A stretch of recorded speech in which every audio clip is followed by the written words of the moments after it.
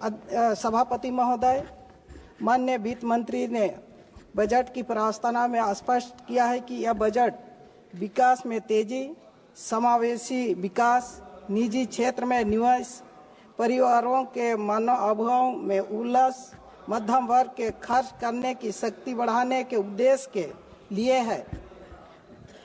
सभापति महोदय, यह बजट का लक्ष्य है विकसित भारत। विकास की तेजी पर सर्वप्रथम मैं आपके माध्यम से सदन का ध्यान आकृष्ट करना चाहूँगी। विकास के लिए नए नारों, योजनाओं के नए नामकरण से यदि विकास होता हो तो माननीय वित्त मंत्री जी के विकास में तेजी के बजटीय नारे पर विश्वास किया जा सकता। यह बजट शहरी बजट है, मध्यम वर्ग का बजट है। गांव के गरीबों, किसानों के लिए इसमें कुछ नहीं है।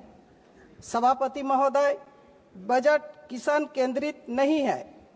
कृषि क्षेत्र में निवेश का नियंत्रण है।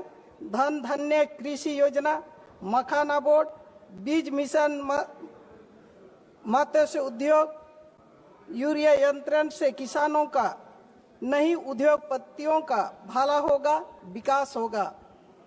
महोदय, अखंडी जिलों के नाम पर सरकार नीति नई योजनाओं की घोषणा करती रहती है, जिसे आप लोगों ने गंभीरता से लेना बंद कर दिया है।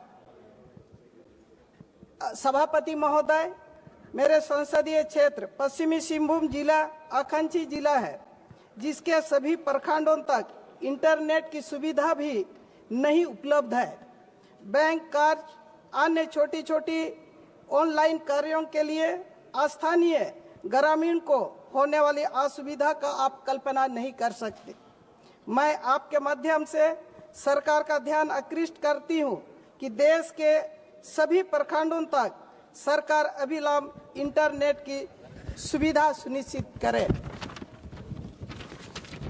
सभापति महोदय, मैंने पहले भी बताया है कि आज फिर भी आपके माध्यम से सदन और सरकार को अवगत कराना चाहती हूं कि जनजातीय बहुल्य क्षेत्र सिंहभूम खनिज तथा प्राकृतिक सौंदर्य के मामले में अत्यंत ही समृद्ध है।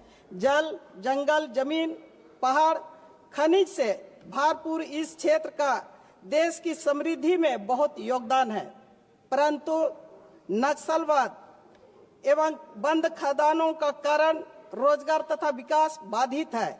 इस क्षेत्र के प्राकृतिक संसाधनों का समुचित और न्यायपूर्ण उपयोग के लिए बंद खदानों को चालू कराने, कौशल विकास के माध्यम से रोजगार के सृजन के लिए विशेष बजटीय प्रावधान का आग्रह मैं आपके माध्यम से सरकार को करना चाहती हूँ। अध्यक्ष महोदय, आपके माध्यम से मैं सरकार से प्रस्ताव करना चाहती हूँ कि प्रस्तावित ज्ञान भारतम मिशन के तहत हो जनजातीय भाषा को सरकार भारत के संविधान की 8वीं अनुसूची में शामिल करे। इसके लिए सरकार, झारखंड सरकार तथा उड़ीसा सरकार ने अनुशंसा की है। वर्ष 2020 में हमारे माननीय मुख्यमंत्री जी हेमंत सोरेन जी ने केंद्र सरकार से विशेष आग्रह किया था। मैंने भी पूर्व में ध्यान आकृष्ट कराई थी। अनेक अवसरों पर कई गैर राजनीतिक संगठनों के द्वारा भारत सरकार को ज्ञापन सौंपे गए। महोदय, सरकार के इस कदम से झारखंड के अलावा उड़ीसा एवं पश्चिम बंगाल के लगभग 25 से 30 लाख हो भाषा भाषियों के विरासत की रक्षा हो सकेगी। महोदय, नवंबर 2000 में झारखंड राज्य का गठन हुआ था। अपने सामाजिक, भौगोलिक, आर्थिक जटिलताओं के कारण इस राज्य के विकास को गति प्रदान करने के लिए हमेशा से विशेष पैकेज की आवश्यकता रही है। मैं मांग करती हूं कि इस बजट में झारखंड के लिए भी विशेष पैकेज स्वीकृति की जाए। अध्यक्ष, सभापति महोदय, आपके माध्यम से सदन को बताना चाहूंगी कि जल जीवन मिशन सफल योजना नहीं है, क्योंकि हमारे झारखंड पहाड़ पर्वत काफी ऊंच नीच है, वहां पर जल जीवन मिशन उपयोगिता नहीं हो सकता है। इसीलिए इसके लिए सरकार कुछ उपाय लगाए। झारखंड में इसकी उपयोगिता बिल्कुल नहीं है महोदय।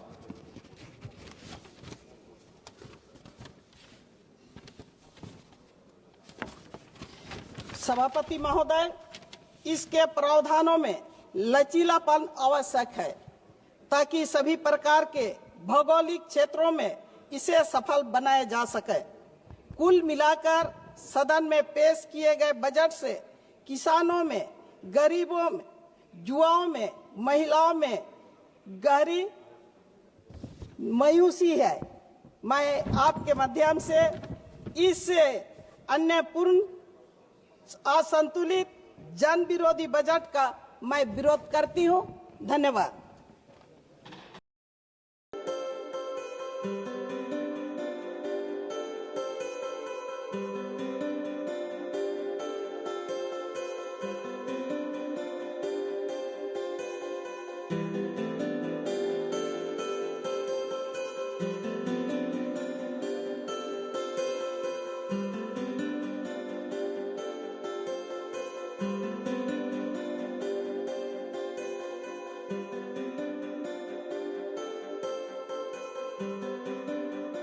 Thank you.